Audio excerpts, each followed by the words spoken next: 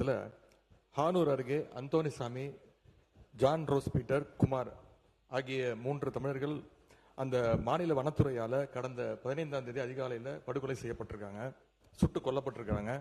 ஏற்கனவே இந்த அவையினுடைய கவனத்திற்கு இதை எடுத்து வந்திருக்கிறோம்.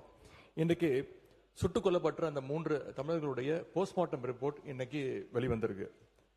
அதுல 3 பேருமே சித்திரவதை செய்யப்பட்டு மிக அருகில் நிற்க வைக்கப்பட்டு சுட்டுக் கொல்லப்பட்டிருக்காங்கன்னு இந்த செய்திகள் போஸ்ட்மார்ட்டம் ரிப்போர்ட் மூலமாக தெரிய வந்திருக்கு.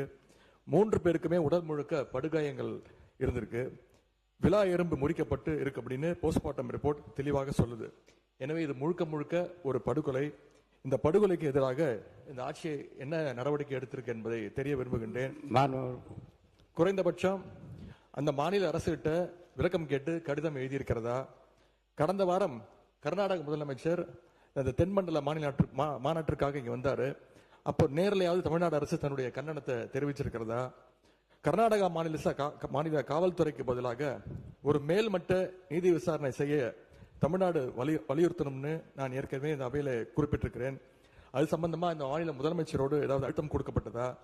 இந்த பிரச்சனை நடந்த உடனே முதலமைச்சரோ அமைச்சர்கள் இருப்பவர்களோ கர்நாடகா போய் இறந்த தமிழர்களுடைய குடும்பத்திற்கு ஆறுதல் சொல்லியிருக்க வேண்டும். இந்த மாதிரியான உறுப்பினர் மென்ஷன் பண்றேன்னு கேட்டீங்க, நீங்க விரிவா அதுக்கு நான் கவன ஈர்ப்பு தீர்மானமே எடுத்திருக்கலாம். இது அமைச்சர் ஏற்கனவே விரிவா பதில், சட்டத்துறை அமைச்சர் விரிவா பதில் சொல்லிட்டாங்க, வனத்துறை அமைச்சர் அதை பற்றி பதில் சொல்லிட்டாரு. இப்ப நீங்க மென்ஷன் பண்ணிட்டீங்க, அதாவது பிரேத விசாரணையில் நடந்திருப்பதற்கும் ஏற்கனவே வெளியிடப்பட்ட அறிக்கைக்கும் கர்நாடகா சொன்னதற்கும் சம்பந்தம் இல்லை சொல்லிட்டீங்க. அதுதான் மென்ஷன் பண்ணிட்டீங்க. அது குறித்து அமைச்சர்கள் பதில் உரையை தயார் செய்த பிறகு விரிவாக எடுத்து பேசலாம். அது வாய்ப்பு தரேன், விரிவாக அதை பற்றி பேசலாம். இல்ல அது சொல்லியாச்சு. அதுதான் பிரேத பரிசோதனை முடிந்த பிறகு அந்த ரிசல்ட்டை பத்தி சொல்லிட்டீங்க. அதுக்கு உரிய பதிலை மாண்புமிகு சட்டத்துறை அமைச்சர் பெற்று நமக்கு பதில் அளிப்பார்.